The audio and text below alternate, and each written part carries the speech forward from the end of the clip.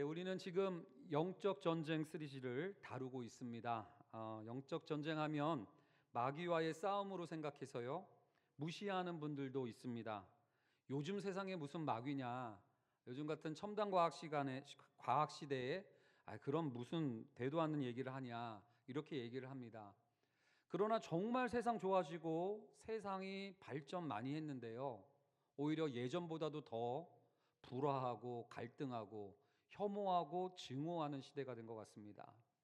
어쩌면 마귀의 존재를 인정하지 않기에 사람들을 마귀 취급하고 있는 것은 아닌가 싶을 정도로 우리는 이 험악한 시대를 살아가고 있는 것 같아요.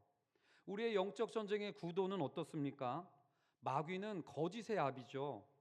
진실 같은 생각에 약간의 거짓을 이렇게 섞어 놓으면서 우리를 속이기 시작합니다. 그래서 우리는 진리의 허리띠로 우리의 중심을 싸매야 된다라고 이야기를 했죠. 그러나 사실 마귀만 가지고는 역사할 수가 없어요. 마귀를 너무 과장해서도 안 됩니다. 사실 마귀보다도 더 두려운 건 우리 속에 있는 망가진 욕구예요. 마가복음 5장에 보면 거라사 마을 이야기가 나옵니다. 거기에 마을 사람들은요, 자기들이 돼지 때 손해 본 것 때문에 부자가 되려고 했던 마음을 예수님이 방해한 것 때문에 군대 귀신을 쫓았던 예수님을 그 마을에서 이 사람들이 쫓아내 버려요. 무슨 소리입니까? 우리 속에 있는 탐욕이 사실은 군대 귀신보다도 더 강력하다라는 것을 의미해 주는 거 아닙니까? 이 망가진 욕구를 위해서 지난 시간에는 의의 호심경으로 우리의 마음에 갑옷을 입자라고 설교를 했습니다. 한번 그림 한번 띄워 주십시오. 오늘 세 번째는 뭡니까? 세상의 이야기예요. 우리의 망가진 욕구가 이렇게 강력하게 거짓말을 받아들이면서 거짓된 욕망을 꿈꾸기 시작하는데요. 나만 그러면 저항할 수 있어요. 근데 제3의 변수, 우리 영적 전쟁의 제 또 다른 적군인 세상이라는 영역이 있습니다. 죄로 물든 세상이요, 우리의 망가진 욕구를 당연한 것처럼 정상적인 것처럼 여겨지게 만드는 거예요. 다들 그러는데 뭘, 어쩔 수 없지, 원래 다 그런 거야, 뭐가 문제야, 더 어쩌라고, 네가 목사야? 말씀은 그러해도 현실은 안 그래. 저 목사님 참 이상적이다, 참 순수하다, 이러면서 여러분들 우리는 오히려 나의 망가진 욕구를 당연시하고 정상적인 것처럼 만드는 세상을 살아가고 있더란 얘기입니다. 한국 교회는 어떻습니까?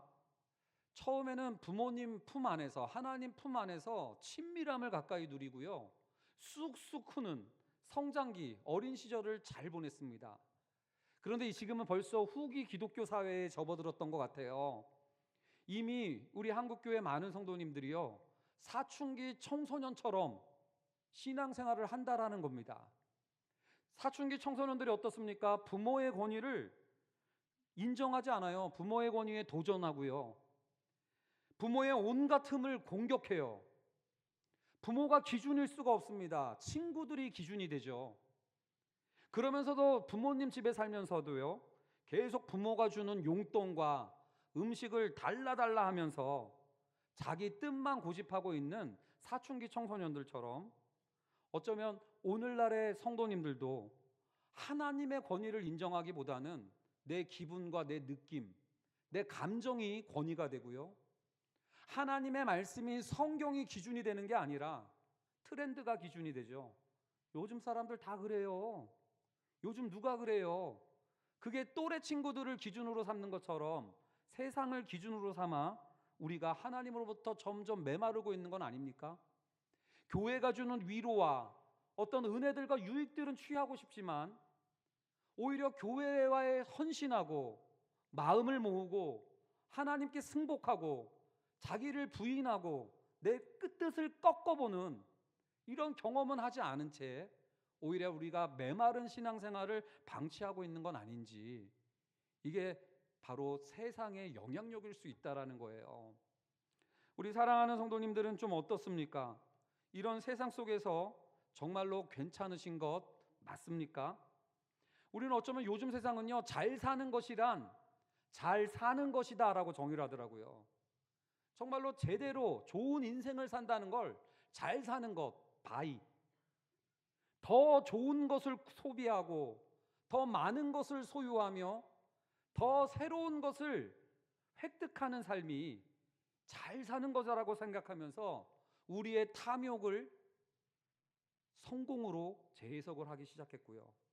우리의 음란한 정욕을 이 세상은 그게 사랑이지 뭐 사랑으로 재해석하고요. 죽기까지 한 사람만 사랑하겠다라는 언약의 결혼조차도 나의 만족을 위한 수단으로 결혼도 바꿔버렸습니다. 인권을 이렇게 잘 보장해야 된다는 것을 철저히 지키는 사회인데 어쩌면 영아들, 태아들의 인권은 하나도 고려하지 않고 낙태를 자연스럽게 여기고 있는 건 아닙니까? 제가 이 설교를 준비하다가요, 몇 년도부터죠? 하여튼 그 기형아 검사가 이렇게 시작되면서 요즘 우리 주변에 다운 증후군이나 이런 지체들이 굉장히 잘 보이기가 어렵다고 그러더라고요. 미국은 67%, 프랑스는 77%, 덴마크는 98%, 또 유럽의 어디 나라는 100%. 다 기형이 있다고 그러면 그 애들을 낙태하면서 인권 이러고 있는 세상이라는 겁니다. 그런데 우리는 괜찮습니까? 이런 세상의 영향을 하나도 안 받고 있을까요? 정말로 오히려 하나님만이 나의 진정한 행복을 주신다라는 그 권위를, 하나님의 말씀이 우리의 가족들과 자녀들을 진정한 평안으로 인도한다는 그 기준을 붙잡기보다는 더 많은 것, 더 빠른 것, 더 높은 것, 이런 것들만 소비하면서 세상을 물들어서 그게 당연한 것인 줄 알고 우리의 그 망가진 욕구대로 우리의 가정과 사회를 망가뜨리고 있는 것은 아닌지 우리가 한번 돌아보는 진지한 오늘이 되길 원합니다. 오늘 영적 전쟁 시리즈를 하면서 전신갑주 세 번째로 평안의 복음의 신발을 신으라고 얘기를 하는데요. 오늘 첫 번째 묵상은 뭡니까? 왜 하필 신발인가 하는 질문입니다. 세상이 너무나도 미끄러지기 쉽기 때문이에요. 여러분들 시편 73편 2절 말씀에 보면 시편 기자가 이렇게 노래합니다. 나는 거의 넘어질 뻔하였고 나의 걸음이 미끄러질 뻔하였으니. 왜 이 시인은 미끄러지고 넘어질 뻔합니까? 3절부터 무슨 얘기가 나오냐면 악인의 형통함이 득세하고 있기 때문이었어요. 하나님 없이 살아가는데요, 죽을 때도 편안하게 죽어요. 악하게 자기만 위해서 살아갔는데요, 장례식장에 수많은 사람들이 와서 울어주네요. 그 인생에 고난도 없었어요. 그리고 그의 소득이 또 다른 소득을 불러와서 염려 없이 잘만 살았어요. 그리고 그 악인이 어떤 고백을 합니까? 11절 말씀입니다. 한번 읽어주실까요? 시작. 말하기를 하나님이 어찌하랴 지존자에게 지식이 있으랴 하는도다. 그렇게 하나님 없이 살아가는 이 높은 사람이요, 하나님이 뭘 알아? 하나님이 뭐 돼? 이러면서 떵떵거리면서 살아가니까 완전히 미끄러져 버리는 겁니다. 우리 성도님들은 이런 세상 속에서 잘 버티고 계시는지요? 바울은요, 전신갑주에서 신발을 굉장히 앞부분에 배치해서 이 신발을 신어야 된다라고 얘기를 합니다. 바울이 생각했던 이 신발은 당시 로마 병정들이 신었던 군화였을 거예요. 칼리가라고 불리우는 샌들이었다고 하는데요, 한번 그림을 보시면 이런 모습이라고 하더라고요. 가죽으로요 발목까지 이렇게 꽉 동여매가지고 단디 묶습니다. 그래서 이 신발이 벗겨지지 않는데요. 그리고 저렇게 구멍이 송송 나서 통풍도 잘 돼가지고요 오래 걸을 수도 있다는 겁니다.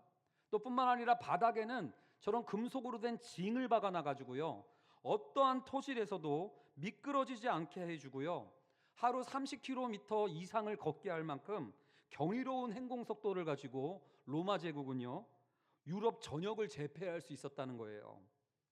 이게 바로 로마 군인들이 준비했던 신발입니다. 네이버 쇼핑에서 13만 8,040원에 구매할 수 있다고 합니다. 여러분들은 이 미끄러질 만한 세상 속에서 어떻게 대비하고 있는지요? 저는요, 진리의 허리띠로 중심을 보호해라. 그리고 의의 호심경으로 우리의 마음을, 심장을 보호해라. 이거는 다 수긍이 됐습니다. 그런데 발은 좀 너무 멀지 않습니까? 그냥 뭐 맨발로도 싸울 수 있는 거 아닙니까? 오히려 칼을 쥘 손에 장갑을 껴라. 그러면 저는 더 수긍이 갈 것 같았어요. 그래서 왜 하필 발이지? 왜 하필 신발이지? 이런 생각이 들었습니다. 근데 악인의 형통함만이 아니라 그러던 중에 성도들의 미끄러지는 것도 우리들한테 진짜 큰 아픔이구나라는 것을 제가 깨닫게 돼요. 제가 정말로 존경하고 영향을 많이 받았던 목사님들이 계십니다. 근데 최근에 실족하셨어요. 미끄러지셨어요. 많은 사람들한테 욕을 먹습니다. 이러한 상황을 보니까요, 낙심이 돼요. 무서운 겁니다. 내가 그렇게 존경했던 분이었는데요, 저런 분도 저렇게 되는데 나 같은 건 어떻게 될까?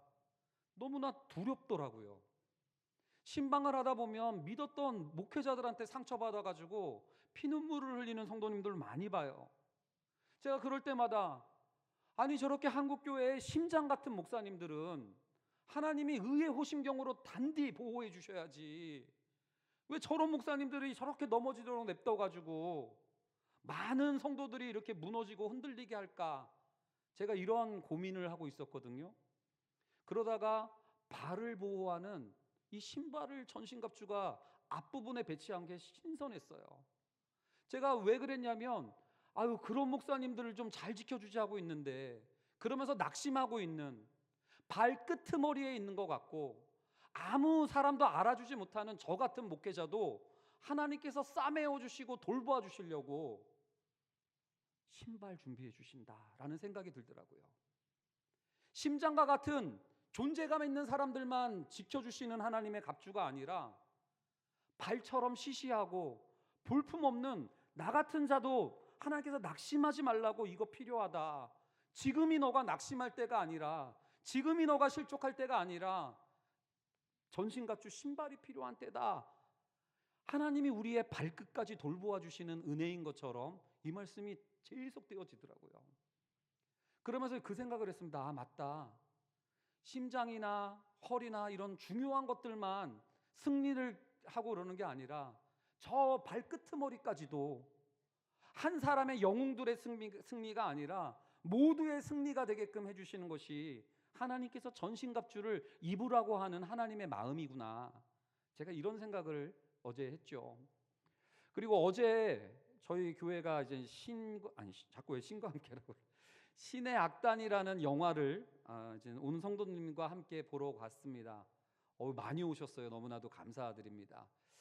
토요일 저녁이라서 갈까 말까 끝까지 고민하다가 그래도 성도님들 함께 하는 자리에 저도 가야 되지 싶어가지고 갔는데 시작할 때 잠깐 인사하고 끝날 때 다 각각 흩어져가지고 인사도 못한 아쉬움이 좀 있었습니다. 그래도 우리 박종호 목사님을 비롯한 우리 부교육자들이 얼마나 열심히 수고했는지 모릅니다. 한번 박수로 한번 격려해 주시겠습니까? 어제 토요일 날 뭐 설교 준비에 부담도 있었지만 가가지고 있는데 우리 젊은 부부들이 아기들도 데리고 오고 특별히 우리 7080 또래의 우리 누님들 많이 와주셔가지고 제가 얼마나 기쁘고 행복했는지 모릅니다. 그런데 제가 극장 맨 뒷자리에 배정을 받아가지고 이렇게 영화를 보는데요. 제가 영화에 집중이 안 되는 거예요. 우리 성도님들이 과연 재밌게 보나? 그러다가 어떤 성도님들이 갑자기 일어나서 복도로 나가요. 가시나? 지루하신가? 이러면서 제가 혼란스러운 거예요. 그리고 저는 영화를 보면서 웃겨서 저는 웃고 반응하는데 우리 성도님들은 아무 반응이 없어요. 그래서 위로받았어요. 설교 때 이렇게 반응 없는 게 내 탓만은 아니구나. 물론 저도 영화를 보는 동안 어느 여성 호르몬이 나오는지 울컥하기도 하고 눈물을 흘렸던 장면들도 군데군데 있었습니다. 근데 제가 T잖아요. 그 영화를 보면서 이렇게 했으면 더 좋았을 텐데가 자꾸 분석이 되면서 오히려 감동보다도 좀 아쉽다라는 생각이 저한테 막 있더라고요. 근데 어제 집에 돌아가가지고 또 정리하고 씻고 뭐 설교 준비하고 이러고 있는데 그 밤 늦은 시간에 성도님들이 많이 카톡을 보내줬어요. 너무나도 행복했다. 기뻤다, 감사했다, 예배가 사모하게 되어졌다. 그런 신의 악단이라는 그 찬양 음악을 그 영화를 보면서 그런 문자가 왔습니다. 그러다가 한참 뒤에 또 하나의 카톡이 왔는데요. 최근 몇 년 사이 너무 힘든 일들이 연거푸 이어졌던, 그래서 함께 오랜 시간을 눈물로 기도하고 있는 한 성도님이 보낸 문자였습니다. 목사님 안녕하세요. 늦은 시간이라 주무실까봐 그렇긴 한데 글쩍글쩍. 아니, 알면요. 근데 이제 그 다음에 이제 오늘 영화 너무 감사히 잘 봤다고 인사드리고 싶어서요. 그러면서 어려운 일들로 힘들어하고 바쁘고 일상에 찌들렸었는데 영화관을 봤는데 예전에 아무렇지 않게 누렸던 것이 이렇게나 설레고 감동적일 수가 없었어요. 게다가 영향력 있는 사람이 되게 해달라고 기도가 나왔어요. 어디서든 어떤 형편이든 하나님을 찬양하고 예배하는데 그 자체의 삶이 영향력 있는 사람이요. 나이 40의 청소년 같은 기도죠. 크크. 저는 돈도 없고 능력도 없는데요. 라고 하니까 그게 뭔 상관이야. 당이 쓰시겠다는데 라는 영화 속 대사가 하나님이 쓰시겠다는데로 들려서 하나님을 기대하고 감사하는 시간이었어요. 영화관이 이렇게나 설레는 곳인 줄 어릴 때 데이트할 때 말고 처음이었어요. 오늘의 제 마음은 하나님 말고는 아무도 모를 거예요. 제가 이 문자를 받고요. 영화 봤던 감동보다도요. 훨씬 큰 감동으로 찾아오는 겁니다. 울컥한 거예요. 예전에는 영화 한 편 보면 남들이 아무리 재밌다고 해서 내가 재미없으면 그 영화는 땡이에요. 근데 진리의 그 전신갑주의 신발을 신고 나니까요. 여러분들 발끝까지도 모두의 승리를 얘기하니까요. 어떻게 됩니까? 저는 산만했어요. 저는 부담스러웠던 시간이었어요. 그런데 그분의 기쁨이, 그분의 설레임이, 그분의 감격이 저에게 진짜 큰 감동과 기쁨과 감사로 다가오더란 겁니다. 나 혼자만의 즐거움과 기쁨 정도의 수준이 아니라 그 한 사람의 감동과 설렘이 오히려 이것 때문에 하나도 아깝지 않다. 뽕 뽑았다. 가열차게 아멘 하시라우. 정말로 그러한 기쁨을 누리는 시간을 경험하게 된 거죠. 사랑하는 성도님들, 이 세상이 너무나도 개인주의적이에요. 너나 잘해. 남의 기쁨 돌아보지 마. 너나 신경 써. 이러다 보니까 우린 내가 좋은 것 그만큼의 기쁨 정도로만 근근히 살아가고 있었던 것은 아닐까요? 교회에서 우리가 신앙생활하면서도 얼마나 세상에 영향을 많이 받는지, 여러분들 새생명 축제라는 그 거룩한 순간에요. 초청다락방을 진행합니다. 온 다락방 순장님과 순원들이 마음을 모아서 초청해서 복음을 전달해주고 싶은 이들을 위해서 오랫동안 기도로 준비하죠. 그리고 당일이 돼서 초청을 해요. 그 초청 대상자가 와가지고 방문한 다락방들은요, 안심합니다. 왔다. 그리고 뿌듯함을 느껴요. 그러나 그렇게 기도했는데 초청되지 않은 다락방은 어떻습니까? 실패했다. 주눅이 들고요. 경직됩니다. 그리고 이거를 부담스러워하게 돼요. 이게 우리 예수 믿으면서 우리한테 나타나는 증세예요. 내 기쁨, 내 다락방, 요 기쁨으로만 살아가고 있기 때문 아닐까요? 전신갑주는 머리부터 발끝까지 모두의 승리를 연결하고 있는 갑옷이에요.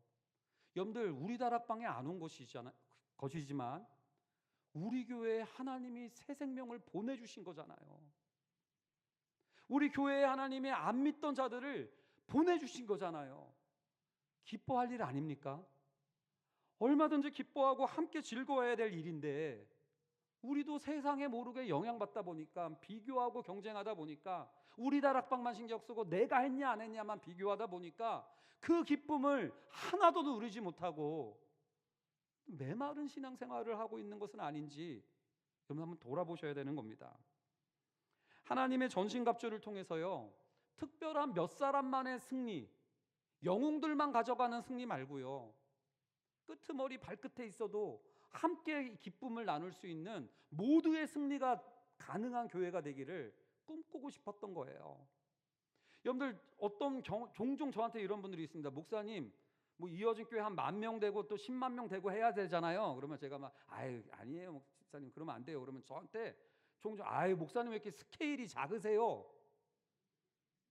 종종 그러는 분들이 계세요.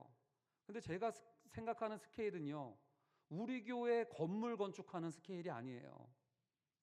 저는 오히려 다른 교회들의 성공을 내가 하지 못했어도 그 교회의 성공이 우리의 성공이고 우리의 기쁨이다라고 볼 줄 아는 안목의 스케일을 기르고 싶어요. 저는 오히려 저 교회의 연약함과 실패를 바라보면서 우리는 다르다라고 교만 떠는 그게 아니라 그 교회의 실패를 보면서 우리의 실패라고 가슴 싸매면서 아파하고 그곳에 가서 함께 무너지지 말자고 서로를 일으켜 세우는 것이 저는 진짜 스케일이 큰 거라고 생각해요. 우리 사랑하는 성도님들의 영적 스케일은 어떤 거예요? 이어진 교회 건축할까요? 아멘 하시라오. 여러분 그런 게 스케일이 아니라 진짜 여러분들 그들의 성공을 나의 기쁨으로 받아들일 줄 아는 스케일, 그들의 아픔을 견디지 못하고 함께 아파할 줄 아는 이 스케일이 넓어지기를 우리 이어진 교회 성도님들과 함께 준비하는 이 아침이 되기를 원합니다. 저는 그것이 전신갑주 신발이라고 믿습니다. 두 번째 묵상은요, 무슨 신발을 신어야 하는가라는 질문이에요. 여러분들 15절 말씀 한번 읽어볼까요? 읽습니다. 시작. 평안의 복음이 준비하는 것으로 신을 신고. 여기 보면 평안이라는 표현이 나오잖아요. 불안한 겁니다. 전쟁이니까요. 얼마나 긴장되겠습니까? 여러분들 이 영적 전쟁은요, 뜬구름 잡는 얘기가 아니고요, 우리 세상에 발을 디디면서 싸우는 전쟁이에요. 불안하시잖아요. 평안이 없을 때가 많잖아요. 여러분들 무엇을 준비하고 계십니까? 여러분들 프랑스의 나폴레옹을 잘 아실 겁니다. 이 사람이 러시아를 정벌하려고 러시아 원정을 떠났던 이야기도 여러분들 알고 계시죠? 이 나폴레옹의 프랑스 군대는요, 가죽으로 만든 멋진 가죽으로 만든 군화를 신었다고 합니다. 프랑스제. 근데 이 가죽으로 만든 군화가요, 러시아의 혹독한 겨울과 진흙탕을 견디지 못했어요. 진흙길에서는요, 그 장화가 벗겨졌고요, 겨울에는 그 가죽이 꽁꽁 얼어붙어 가지고 발이 썩어 나가기 시작합니다. 동상에 걸려버리고요, 발이 썩었어요. 60만 대군을 가지고 러시아를 정벌하러 갔는데요, 러시아 군대는 기다리기만 했어요. 이 러시아의 추위와 그 땅은요, 60만이나 되는 프랑스의 대군을 물리쳐 버립니다. 아무 짓도 안 하고도요. 그래서 전문가들은 이렇게, 역사가들은 분석해요. 프랑스가 패배한 원인은 대포가 아니라 발바닥이었다고요. 사랑하는 성도님들, 우리는 어쩌면 불안해서 인생의 거창한 한 방을 준비해야 된다, 거창한 한 방이 있어야만 이긴다라고 생각하는지 모르겠어요. 그러나 오히려 우리 인생의 승패는 일상적인 한 걸음 한 걸음에 달려있는 것이 아닐까, 우리가 한번 고민해 봐야 되겠죠. 영국의 신학자이자 탁월한 사상가인 레슬리 뉴비긴이라는 선교사님이 계십니다. 1970년대에 앞으로 아무리 서구 사회가 세속화되어도 종교는 사라지지 않을 것이다라고 예견한 분이세요. 그러면서 그분이 한 가지 경고를 더 붙이셨습니다. 종교가 정치 쪽으로 방향을 틀 것이라고. 정치 쪽으로 종교가 방향을 틀면서 정치적 종교의 부흥을 바라보게 될 것이라고 철저하게 경고를 한 사람이에요. 오늘날의 상황이 딱 그에 맞아떨어지지 않습니까? 어느 때보다도 교회는 분열되어 있어요. 옛날에도 좌파 있고 옛날에도 우파 있었어요. 좌파와 우파가 서로 견제하면서 라이벌로 뭔가를 변증법적으로 만들어갔던 시대였어요. 그러나 지금은요, 두 개의 종교가 되어버렸습니다. 두 종교의 열성분자들은요, 온라인에서, 카톡에서, 유튜브에서, 또 광장에서 치열한 종교 전쟁을 펼치고 있어요. 불안하니까 이들이 신고 있는 신발이 뭔지 아세요? 승리의 신발이에요. 승리의 신발. 이겨야만 한다. 이겨야 산다. 그러면서 상대편을 제거해야 된다. 저것들은 축출해야 된다. 없애야 된다라고 생각하면서 여러분들 점점 이념이라는 우상숭배 그 진흙탕에 허우적거리고 있는 것이 오늘 우리의 시대의 교회의 성도들의 모습은 아닌가요? 종교도 아니 이념도 정치도 너무나도 중요해서 관심 가지셔야 되고요. 공부하셔야 되고요. 지지하셔야 돼요. 견제도 하시고요. 그런데 정치보다도 하나님이 시시하게 되면 아무리 소중한 아들이라도 하나님보다 더 권위 있고 더 소중하게 여겨지면 우린 우상 숭배하는 거다라고 배웠잖아요. 성경이 이야기하는 사랑, 서로 사랑해라, 이웃을 섬겨라, 원수까지도 용서해라라는 이 성경의 말씀은 다 어디 가고 교회 내에서도 좌파냐 우파냐 여당이냐 야당이냐 보수당이냐 진보당이냐 이렇게 싸우냐는 거예요. 우린 천당입니다. 여러분 이게 세상이 만들어내고 있는 우리도 모르게 이게 당연하고 이게 정상적인 걸로 알고 여기선 이겨야 버틴다라면서 승리의 신발을 신게끔 만드는 것이 세상이 우리를 몰아가고 있는 구도라는 거예요. 여러분들 평안 근데 바울은 뭐를 신으래요? 승리의 신발이 아니라 평안의 복음의 신발을 신으라고 얘기하고 있습니다. 에베소서에서 평안은 에이레네입니다. 한번 이거 중요한 단어예요. 히브리어에서는 샬롬인데 헬라어로는 에이레네예요. 한번 따라해 볼까요? 에이레네. 이 에이레네라는 단어가 인사말과 끝 인사말 시작할 때와 끝에도 있고요. 그 몸통 중요한 부분에 5번이나 바울이 에이레네라는 단어를 써요. 첫 번째는 에베소서 2장 14절 15절입니다. 한번 읽어 주시겠습니다. 시작. 그는 우리의 화평이신지라 둘로 하나를 만드사 원수된 것 곧 중간에 막힌 담을 자기 육체로 하시고 법조문으로 된 계명의 율법을 폐하셨으니 이는 이 둘로 자기 안에서 한 새 사람을 지어 화평하게 하시고. 여러분들 예수님을 바울은 뭐라고 설명합니까? 14절 보십시오. 예수님은 우리의 에이레네이십니다. 우리의 평안이십니다. 화평이십니다. 왜요? 둘로 하나를 만드신 분이시기 때문입니다. 서로 간에 다르다고 차별하고 혐오하고 하던 원수된 것들을 자기 육체로 허무셨기 때문입니다. 15절 말씀도 볼까요? 이 둘로 자기 안에서 한 새 사람을 지으신 분이기 때문입니다. 예수님은 우리에게 그렇게 평안을 갖다 주셨습니다. 17절 말씀도 봅시다. 그래서 예수님이 하신 건 뭡니까? 먼 데 있는 너희에게도 에이레네를 전하시고 가까운 데 있는 자들에게도 평안을 전하셨다는 거예요. 왜요? 18절 말씀 같이 읽어볼까요? 시작. 이는 그로 말미암아 우리들이 한 성령 안에서 아버지께 나아감을 얻게 하려 하심이라. 그래서 그 둘이 한 성령 안에서 아버지께 나아갈 수 있는 신발을 신게 되었다라는 거예요. 에베소서는 또 얘기합니다. 4장 3절에 또 강조해요. 평안에 매는 줄로 성령이 하나 되게 하신 것을 힘써 지켜라. 평안에 매는 줄 마치 신발끈처럼 느껴지지 않습니까? 하나 되게 하신 것을 힘써 지키라는 거예요. 이게 평안의 복음의 신발을 신는 거라는 것 아니겠습니까? 왜 하필 신발일까? 제가 묵상을 하다가 깨달았어요. 신발은 2개가 필요하거든요. 근데 나랑 비슷한 것만 2쪽 있으면 안 돼요. 왼쪽 신발만 나랑 기질이 비슷하고 이념이 비슷하고 성향이 비슷하고 수준이 비슷해서 왼쪽 신발들끼리만 있으면 2개인 거지 한 켤레가 아니에요. 나랑 다른 왼편 신발과 오른편 신발이 하나가 될 때 한 켤레고 신발 아닙니까?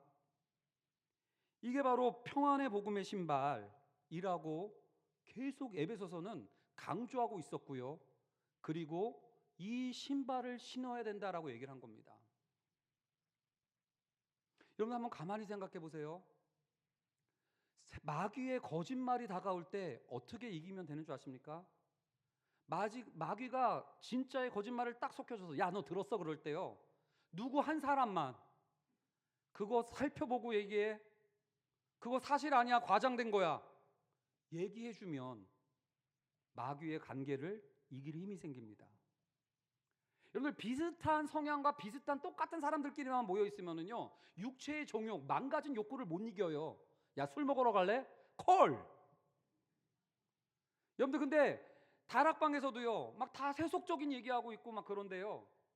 아유, 하나님 말씀 가지고 막 은혜 받고 이런 모습이 보여지는 사람과 함께 있으면 망가진 욕구도 절제하게 돼요. 여러분들 세상의 흐름과 분위기를 세상 사람들 다 그래 그러는데요. 그래서 막 다락방조차도 우리도 어쩔 때는 세상 사람들 같이 막 기복적이고 세속된 얘기들을 나눌 때도 있을지 모르겠어요. 그러나 그러다가도 우리 주님 닮아야지, 우리 이러면 안 되지, 우리가 입을 조심해야지 그러면서 같이 회개하고 기도하다 보면 함께 여러분들 세상을 이길 힘이 생기는 겁니다. 왜 둘이 한 켤레, 평안의 복음의 신발은 그런 면에서 몸된 교회예요. 공동체라는 거예요. 함께 있어야 이길 수 있다라는 거예요. 제가 이번 한 주간 꽂혀 지낸 스토리가 하나가 있어요. 그건 뭐냐면 요시하라 토모코라는 감독이었습니다. 여자 배구 흥국생명의 감독으로 최근에 부임한 일본 여자 감독입니다. 흥국생명은 여러분들 잘 아시는 것처럼 스타 출신의 김연경 선수가 이끌던 팀이었어요. 김연경 선수 때문에 우승도 여러 차례 하고요. 그랬던 팀으로 알고 있습니다. 그런데 김연경 선수가 은퇴를 해버렸죠. 그래서 모든 전문가들은요 예상했어요. 흥국생명은 꼴찌할 거다. 김연경 없는 흥국생명팀은 안고 먹는 찐빵과 같다. 바로 이 팀에 요시하라 감독이 부임한 겁니다. 이 감독이 와가지고 처음 한 일은 뭐냐면 김연경 지우기였어요. 한국 여자 배구의 트렌드는 이렇다고 합니다. 스타 출신 한 명 세우고요, 용병 2명 잘 뽑으면 그들한테 그리고 몰빵 시켜주면 승리한다라는 트렌드를 대부분의 팀들이 가져간다고 합니다. 근데 이 여자 감독은요, 나 혼자 잘하는 거 필요 없다라고 선언을 해버려요. 혼자 잘하는 거 아무것도 아니다. 약속한 대로 움직여야 된다. 그러면서 김연경을 지우고 팀을 만들기 시작했다는 거예요. 제가 이렇게 주목했던 건 뭐냐면요, 선수들한테 우리의 상대는 상대 팀이 아니라 나의 느슨함과 안일함이다 강조를 하면서요, 기본기를 엄청 강조해요. 내가 느슨한 건 아닌지 안일한 건 아닌지. 그러면서 아침밥을 막 꼭 먹이고 훈련을 시킨대요. 내가 그래서 희한하다 그랬어요. 어떻게 프로 선수한테 먹기 싫을 수도 있는데 아침밥을 꼭 먹이나. 지론이 그렇습니다. 24시간 프로 선수라는 의식을 기억하게 하기 위해서 아침부터 자기 몸 관리하는 것을 배우게 한다는 거예요. 그러면서 이 아침밥을 꼭 먹이면서 근육량, 체지방량 이런 것도 잘 재면서 그렇게 관리를 해주면서 기본기를 다져가기 시작했다는 거예요. 요시하라 감독은요, 용병이니까 스타니까 그래서 그냥 자연스럽게 쓰지 않는다고 해요. 왜요? 그렇게 했다가 나머진 선수들은 다 들러리가 되니까. 오히려 이 감독의 지로는 준비된 선수만 쓴다는 거예요. 아무리 스타여도 아무리 용병이어도 준비 안 돼 갖고 오면 안 써요. 근데 아무리 무명이었어도 아무리 후배였어도 준비하고 있었으면 다 씁니다. 다 기용해줘요. 되게 독특한 거예요. 저만 지금 흥분한 것 같은데. 다른 팀은 용병들만 막 28득점, 막 30몇 득점, 공격 포인트를 용병들만 다 갖고 가는데요. 이 팀은 다 고루고루 12득점, 8득점 그러면서 이 다 득점 분포도가 퍼져 있어요. 여러분들 근데 저는 이게 바로 평안의 복음의 신발처럼 보이는 거예요. 보통 좀만 실수하면 주전에서 밀릴까봐, 후보에 떨어질까봐, 팀을 민폐에 끼치는가봐 멘붕이 오고 주눅이 들곤 했다고 합니다. 근데 이 감독은요, 준비하면 다 써주니까, 항상 써주니까 아무리 후보였어도요, 이 팀에도 내가 필요하다라는 믿음으로 선수들이 점점 성장해 가더란 얘기예요. 그중에 여러분들 김다은이라는 선수가 그랬다고 합니다. 처음에는 리시브만 받으면 계속 리시브가 미끄러지는 거예요. 그러면 그날 경기를 늘 나 때문에 팀이 진다라고 멘붕이 오고 아주 그냥 머리가 새하얘져 가지고 경직된 채로 또 후보로 밀려나고 또 후보로 밀려나갔던 선수예요.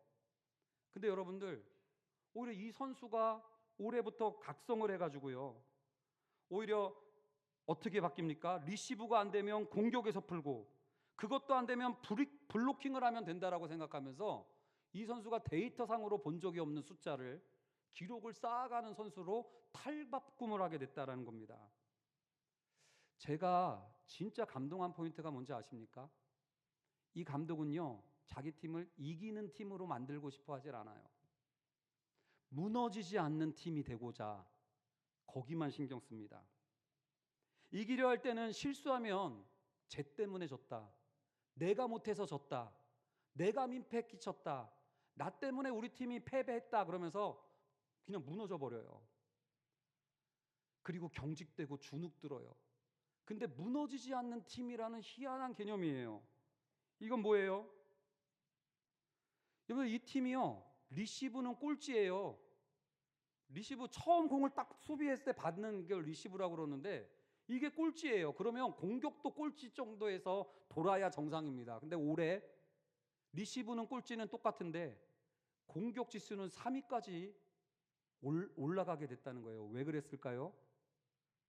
선수들이 못 받으면, 리시브가 미끄러지면, 아이고 쟤 또 저래, 감독님은 왜 저런 애를 주전으로 기용해, 그리고 흉보고 정죄하고 욕하고 주눅 들고 경직되고 그러는 게 아니라 무너지지 않아요. 내가 실수하면 제가 와서 커버를 해줘요. 제가 미끄러지면 다른 선수가 그 배구 코트에 운동화 소리 들립니까? 삑삑삑삑삑삑 달려가가지고 또 그 보강을 해주는 거죠. 백업을 해주는 거예요. 저는 이 팀을 보면서요, 이게 평안의 복음의 신발이겠구나. 혼자 미끄러지고 무너져도 제가 와서 백업해주고, 내가 약해질 때도 달려가서 커버해주는, 삑삑삑삑삑 이 코트 속의 운동화 소리, 이게 바로 평안의 복음의 신발이구나 라는 생각이 들더라고요. 제가 이러한 장면을 묵상하다가 한 주간 동안 진짜 회개 많이 했어요. 왜냐하면 제가 김연경 되고 싶었거든요. 그렇다고 그렇게 비웃으세요? 이어진 교회가 좀만 더 하면 뭐 1,000명이 넘고 뭐 이렇게 하면서 유명해지고 싶어서 나도 김연경처럼 막 팡 때리고 막 언론에 나고 막 이러는 마음도 있으면 좋겠다. 그리고 교회도 점점 커지고 막 건물도 사고 그랬으면 좋겠다라는 김연경 같은 마음이 저한테도 있었거든요. 그러면서 부교육자들 바라보면서 왜 저 목사님은 김연경처럼 못하나, 그러면서 뭐랄까요, 좀 이렇게 압박도 가하고 막 괴롭히기도 하고, 이렇게 얘기하니까 저를 너무 알아서 들어주세요. 막 그러면서 제가 내가 오히려 우리 동역자들을 주눅들게 하는 건 아닌가, 경직되게 하고 있는 건 아닌가, 무너지지 않는 교회를 만들어야 되는데 이기는 교회 만들려고 하다가 행복하게도 못하고 불안하게만 하고, 틀리면 어떡할까, 실수하면 어떡할까, 이러한 동역자들로 내가 끌고 가는 건 아닐까, 회개를 하게 된 거예요. 여러분, 이게 저의 이야기만이 아니고요, 우리 성도님들의 가정은 어떨까요? 지금 한국 사회는 포스트 김연경을 준비해야 하는 때지 김연경을 계속 만들어낼 수 있는 때가 아니잖아요. 이거 상징적으로. 우리 아버지는요, 별걸 다 하셨어요. 막 호텔에서도 엄청난 고위직에서도 있었고요, 갑자기 또 그러다가 출판사를 했고요, 갑자기 그러다가 경찰이 됐고요, 그러다가 또 목사님이 되셨어요. 부러워 죽겠어요. 지금은 그런 시대가 아니잖아요. 옛날에는 그냥 교회 십자가만 하면 다 부흥했대요. 근데 그런 시대가 아니잖아요. 근데 김연경 없는 이 시대를 여러분들 뭘로 준비하세요? 내 자녀만큼은 김연경이야, 할 수 있어, 친구랑도 놀지 말고 다른 거 신경 쓰지 말고 교회 가지도 말고 김연경 이러면서 여러분들 우리가 그렇게 아이들을 보채고 있는 것은 아닙니까? 혹시 무너지지 않는 아이로 만들 생각은 없으십니까? 흔들리지 아니하고 나 혼자만의 기쁨 정도 가지고 탐욕스럽게 그것만 꽁꽁 쥐고 있는 아이들이 아니라 친구들의 기쁨을 나의 기쁨으로 흡수할 줄 아는 자녀들. 그래서 2배, 3배, 친구가 10명이면 10배, 20배의 기쁨으로 살아갈 줄 아는 아이들. 혼자 저 멀리서 울고 있는 친구를 에이그 쯧쯧쯧하고 정죄하는 아이가 아니라 가서 내 아픔처럼 찾아가서 도와주면서 같이 일으켜 세워주면서 그 회복을 감격해 할 줄 아는 아이들이 자라나는 그런 가정이 돼야 되는 것 아닐까요? 근데 혹시 아유 목사님 너무 이상적이세요. 목사님 순진해서 그래요. 아직 애들 대학도 안 보내셨죠? 예, 못 갈 것 같습니다. 그러면서 막 그렇게 생각하면서 우리들이 아유 목사님은 교회에서나 그런 소리 하는 거지 목사니까 저러지 하고 있죠. 그게 세상이에요. 그게 우리의 망가진 욕구를 정상인 것처럼 당연한 것처럼 만들고 있는 그게 세상이라는 겁니다. 흥국생명은 올해 꼴찌로 예상을 했는데요. 전반기 2위로 마무리를 했다고 합니다. 여러분들의 가정의 삶의 감독님은 누구십니까? 여러분들 인생의 삶의 방향을 지도해 주는 감독은 누가 그 역할을 하고 있습니까? 내 기분? 내 감정? 그냥 사람들이 다 그렇다고 하는 그 군중심리 속에 나오는 트렌드? 또래 친구들의 이야기들? 여러분들 오히려 하나님이라는 아버지라는 그 권위를 진리의 말씀이라는 성경의 기준을 정말로 감독으로 모셔보셨습니까?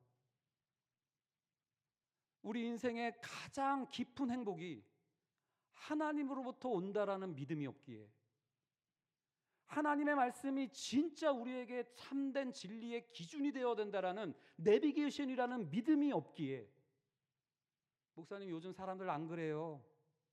아유 고리타분한 설교하지 마세요. 아유 그냥 다들 그냥 하는 대로 사는 거지. 아유 복잡해.